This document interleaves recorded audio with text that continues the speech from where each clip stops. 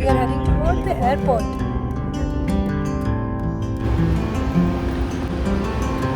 गौतम ये कार से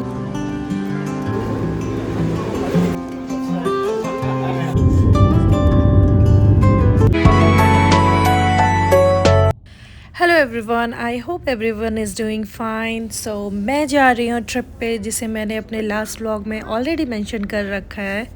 सो we are all set to fly now. Oh man, you are there in the same profession. Are you ready? Right? Ready.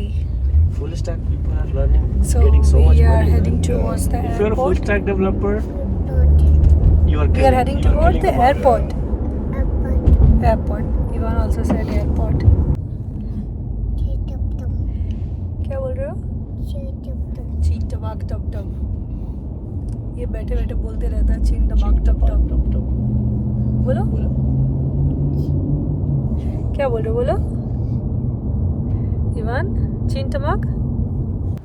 मैं रहती हूँ east coast में, और ये जो हमारा वैकेशन होने वाला है ये वेस्ट कोस्ट में होने वाला है। इट मीन्स यूएस के एक कोने से दूसरे कोने में मैं जा रही हूँ। मेरी फ़्लाइट भी ऑलमोस्ट 5.5 से 6 घंटे की होने वाली है, तो ये एक लॉन्ग जर्नी है। वेस्ट कोस्ट ईस्ट कोस्ट से बिल्कुल अलग है।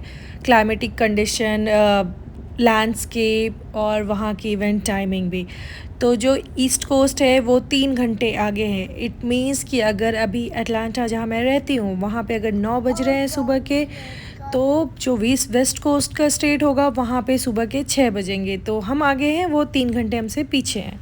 अगर मैं क्लाइमेट की बात करूं तो वेस्ट कोस्ट के जो स्टेट्स होते हैं वहाँ पे कंपैरेटिवली थोड़ा ड्राई और ठंड होती है वहाँ पे। मतलब नॉर्मल भी ऐसे समर्स में भी शाम के टाइम में थोड़ी ठंड हो जाती है, और वहाँ पे समंदर भी है, तो समंदर के भी जो क्लाइमेटिक कंडीशन होते हैं, मॉइस्चर एंड ऑल, ये सारी चीज़ें भी फील होती है। वेयर एज अटलांटा जो है थोड़ा हॉट एंड ह्यूमिड साइड में है। कहाँ से आ गई इतनी सारी लाइट्स? अब हम एयरपोर्ट में एंट्री कर रहे हैं, तो ये देखो यहाँ अराइवल लिखा हुआ है। तो हमारी फ़्लाइट जो है वो रात की फ़्लाइट है, तो हमने प्रेफरेबली रात की फ़्लाइट ही ली, क्योंकि बच्चे की नींद के साथ हम मैसअप नहीं करना चाह रहे थे। क्योंकि हमेशा ऐसा सोचते हैं कि अगर बच्चे के साथ ट्रैवल कर रहे हैं तो कोशिश करें कि रात की फ़्लाइट हो, जहाँ पे वो फ़्लाइट में बोर्ड करते के साथ 1-2 घंटे में वो सो जाए और उसकी नींद भी ना ख़राब हो। हम यहाँ इवनिंग में पहुँचे हैं, तो 1-2 घंटे वेट करने होंगे हमें। आई वोंट से 1-2 घंटे, और ज़्यादा ही टाइम हमें वेट करना होगा। उसके बाद हमारी फ़्लाइट रात की है 9 बजे की। हमारे पास एक ऑप्शन ये भी था कि हम अपने कार से ड्राइव करके आएँ और यहाँ पे पार्किंग में कार लगा दें, और फिर वापस आने समय हमारे पास कार होगी घर जाने के लिए। बट गौतम ने उबर का ऑप्शन प्रेफर किया, क्योंकि उसने कहा कि हो सकता पार्किंग दूर होगा और फिर वहाँ से हमें आना पड़ेगा, तो ये बहुत ज़्यादा हसल हो जाएगा बच्चे के साथ। तो हमने उबर ही बोर्ड किया, क्योंकि ऑब्वियसली प्राइस में थोड़ा डिफरेंस आता है, क्योंकि 10 दिन की पार्किंग का इतना चार्ज नहीं होगा जितना हमें आने जाने का उबर में, और Uber is very costly here. Airport वैसे ज़्यादा क्राउडेड नहीं लग रहा था। कंपैरेटिवली अटलांटा का जो एयरपोर्ट है वो बिजीएस्ट एयरपोर्ट में आता है, तो अभी सही है फिर भी। लाइन में लगे जाते हैं फिर। हमारे 2 कैरी ऑन बैगेज हैं, और उसके लिए हमें टैग प्रिंट करना होगा। गौतम टैग प्रिंट करने में लगा है।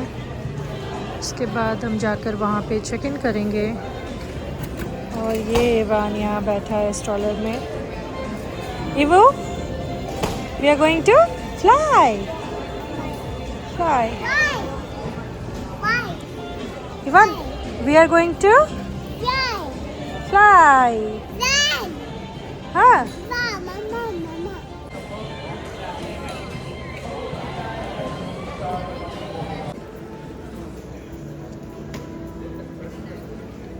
गौतम ये कार सीट को चेक इन करने गया है, क्योंकि हमारे पास चेक इन बैग्स नहीं है, सिर्फ कार सीट है।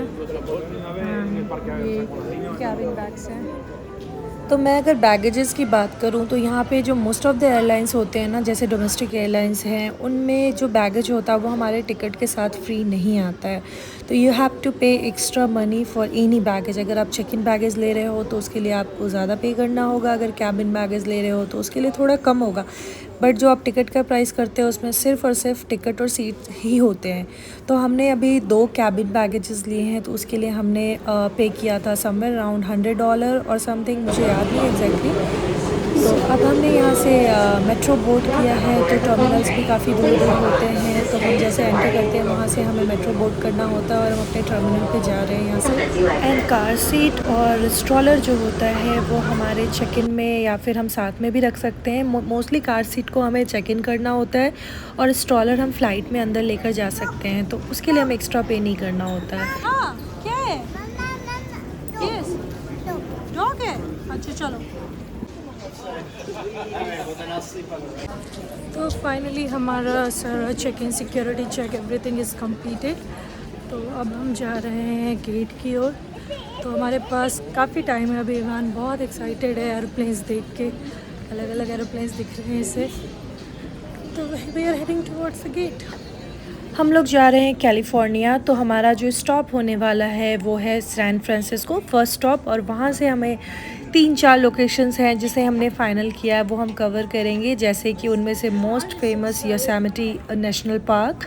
तो हमारा जो फर्स्ट डेस्टिनेशन होने वाला है वो होगा, उसके बाद लेक ताहो है, देन वी हैव नापा वैली, एंड लास्ट में वाइल रिटर्निंग हमारा 2-3 दिन का स्टे होगा सैन फ्रांसिस्को में, जहां हम पूरी तरह से सैन फ्रांसिस्को सिटी को एक्सप्लोर करेंगे। And obviously being from IT, मैं बे एरिया कैसे छोड़ सकती हूँ, तो बे एरिया भी हमें जाना है और जो भी चीज़ें सैन फ्रांसिस्को की फ़ेमस होगी वो सारी जगहों पे हम घूमने वाले हैं। सो स्टे ट्यून, बहुत ही अच्छे अच्छे व्लॉग्स आने वाले हैं आगे, जिसमें मैं योसेमिटी का जो नेचर का अद्भुत क्रिएशन है वो मैं दिखाऊंगी। Lake Tahoe itself is like a mesmerising फिल्मी व्यू आई वुड से, तो वो सारी चीज़ें मैं कैप्चर करने वाली हूँ। और अब हमारी फ़्लाइट टेक ऑफ हो चुकी है, तो we are somewhere in the sky, और ये बज रहे हैं रात के 9:30। तो अटलांटा में टाइम होगा 2:30 इन द नाइट, और सैन फ्रांसिस्को जो कि हमारा फर्स्ट डेस्टिनेशन है वहाँ पे टाइम होगा 11:30। इवान सो चुका है डिनर करके, और हमने भी डिनर कर लिया। तो and now we have landed in San Francisco. तो ये वहाँ का एयरपोर्ट है। तो हम अभी बाहर में वेट कर रहे हैं अपने होटल के शटल का।